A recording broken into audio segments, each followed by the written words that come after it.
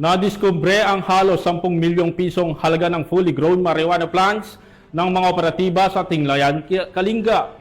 Bagamat walang nahuling cultivator, lahat ng ito ay naidokumento at sinunog sa mismong lugar. Patrolwoman Charlene Gumangan sa report.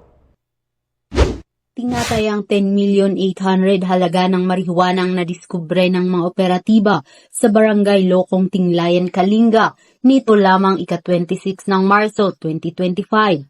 Ayon kay Police Colonel James Mangili, Provincial Director ng Kalinga Police Provincial Office, naging matagumpay ang operasyon sa pagsisikap ng pinagsanib na puwersa ng mga operatiba sa pangunguna ng Provincial Drug Enforcement Unit at Provincial Intelligence Unit, katuwa ang Tinglayan Municipal Police Station, Lubwagan MPS, Pasil MPS, PDEG SOO 14 at Philippine Drug Enforcement Agency Cordillera.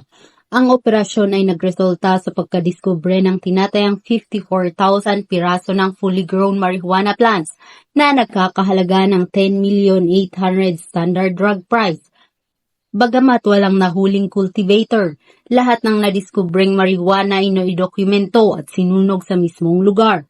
At ang sapat na sample ay dinala sa Regional Forensic Unit Cordillera para sa qualitative test. Mula dito sa Region Cordillera, ako ang iyong PNN correspondent, Patrolwoman Charlene Rose Gumangan, alagad ng batas, tagataguyod ng Balitang Pulis.